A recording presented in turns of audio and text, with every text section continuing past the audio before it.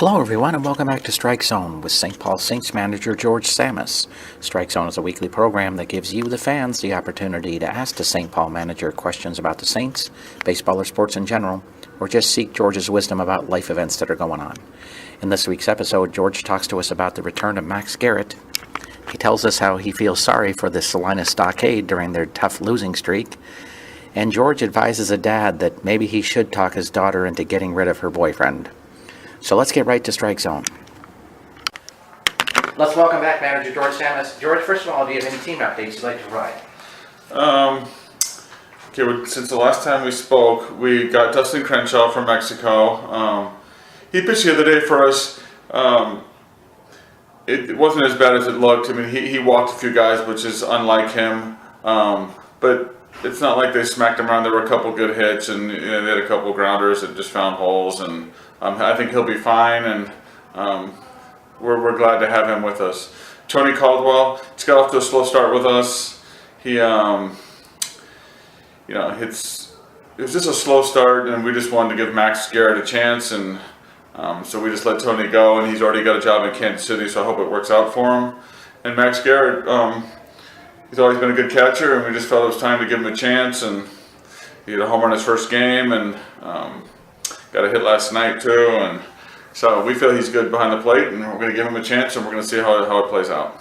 Was Tony Caldwell also a situation because of the whole veteran and Dustin Crenshaw? Yeah, classifications come into play a little bit, but salary cap does as well too, and it's some things that people just don't really understand how it works, but salary cap and classifications do come into play on this, and again, we did want to give Max a chance.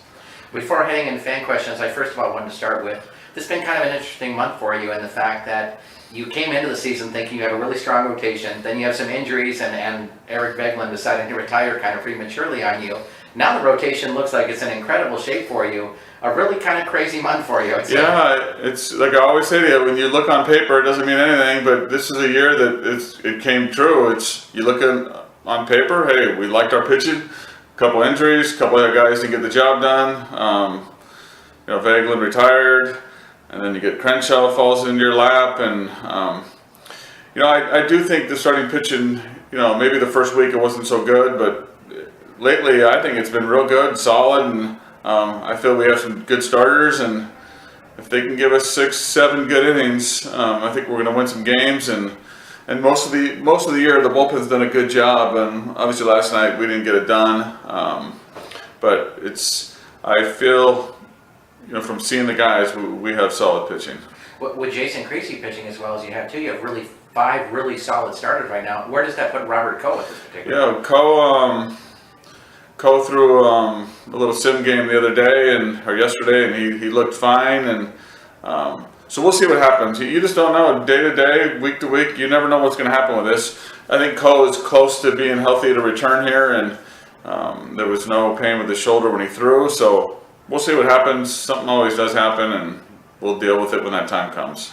I wanted to ask you also about the chemistry of the team, because I know it's a team that's enjoying playing baseball, and you want them to have fun out there. But I watch in these games that they play, this team looks like they are really focused on business. Is that kind of a correct assessment, do you think? Yeah, I think we have good guys on our team. They try, they work hard. Guys are here at 1, 2 o'clock every day trying to get better.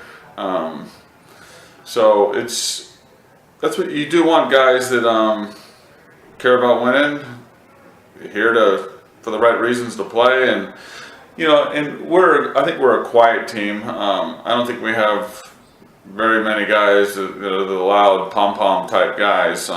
We just have quiet guys that go about their business, and so we like what we have. But I've told you all along, and I'll say it again, we need to be better. We haven't really clicked all the way yet, and at this point, we're definitely not playing good enough, and it needs to be better, especially when we're playing these tougher teams. And you play Sioux City and Winnipeg and Kansas City and Fargo and whatever. We need to start playing a little better against the better teams.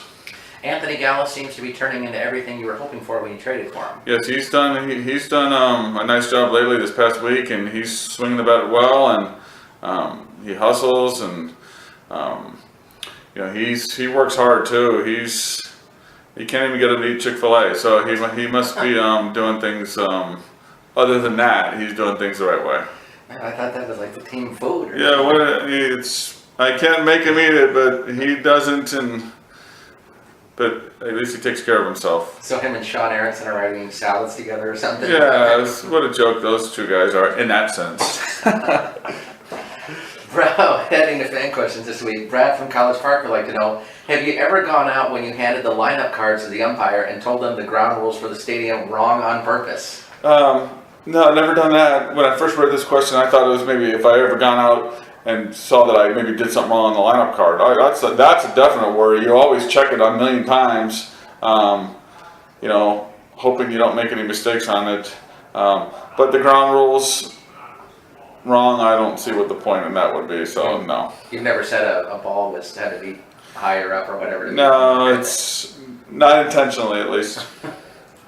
Frank from Hudson asked, he says, those poor Salina Stockade, how hard do you think it is for them to keep competing? Yeah, that's they played us good 3 games too. I mean, all 3 of those games against us, they could have beat us. So, it's a tough situation for them, and you just hope they keep going and they can win some games. But it is a tough spot, but it's not what it looks like on their standings because, again, they have some guys that can play on that team.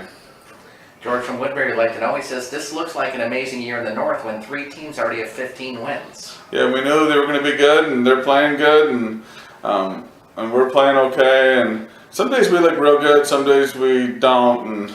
But it's a tough division. It usually is. Who knows who's going to win the division, and we hope it's us. But again, we need to play better. The team eating more Chick-fil-A will be the winner. Maybe that's it. It's very enjoyable. I know that. Heath from Burnsville would like to know, what's the difference between a forkball and a split finger? Someone tried to explain it to him, but he just didn't get it. The forkball, you're just more down on the ball. Basically, you split them more and you're down lower, and but not that much of a difference. It's just going down a little farther and spreading a little bit more. Brady from Owatonna would like to know, isn't it sad that Mike Trout is playing for such a horrible team? Yeah, he's something else. Obviously, he's hurt, I guess. I haven't really followed it much. I don't even know what their record is. But it's he's a great player, but you need to have more than one. I hope I'm saying this right. Zan, who's writing to us from Seoul, South Korea, says, how come it seems in baseball that when one big bat is added to the lineup, it will only have a minimal impact on improving the team, but the loss of a big bat can be catastrophic? Yeah, that's an interesting one. You need as many big bats as you can in the lineup, and like we're just talking about Trout. He's a great guy to have, but if you only have 1 or 2 hitters, you're not going to get it done. So, it's nice to have a few big bats, and you need top to bottom guys to contribute. Janice from Shakopee asked, I've heard a lot of people saying that Teddy Bridgewater's career is likely over. Is that really a career-threatening kind of injury? Yeah, I mean, who knows? You hear this, you hear that. Who knows what the truth is, or who knows what the status is? Hopefully not, because I thought he can be a really good quarterback over the years, and I don't even know the situation. I mean, I guess this year he's not ready to go, but it's a long career, hopefully, and hopefully he can get healthy and get back out there. I think somebody had asked you last year when that injury occurred about that, because your initial reaction was that could have been career-threatening. Yeah, it's you just don't know. Anytime you hear something, when somebody gets hurt, you hear this, you hear that, you don't know what to believe, but you hope it's not. And but hopefully we see it. If it's not this year, hopefully we see it next year. Cyrus from Lakeville would like to know, George, give us your top 5 quarterbacks of all time. You know what? We know number 1. Well, go to Tom Brady. He's one of them, and he's outstanding. And Joe Montana was obviously great in the day. And as much as I didn't like him, Dan Marino was outstanding too. Hey, one guy I really did like coming up through high school and college. I loved Dan Fouts. I thought he was so fun to watch. But Drew Brees has been great. Aaron Rodgers, obviously. You can put 15 guys in the top 5, but Brady and Montana and Marino, those are 3 for sure. I mean, the other 2 spots, like I said, I loved Dan Fouts and thought he was great to watch. Ben from St. Paul asks, he says, I don't understand why anyone would think the NBA is exciting when last year's finals ended and everyone knew that Cleveland and Golden State would be in this year. Would anyone like baseball if it was the Yankees and Cardinals for 3 or 4 straight seasons in the World Series? Probably not. I guess you want to see different teams. Again, I don't follow the NBA. I really don't watch much, but I did watch the final few games. And Golden State, I guess it doesn't matter who they play. It's fun to watch them play. So, you can sit there and watch. And obviously Cleveland is great too. But it was the Warriors' year, and it's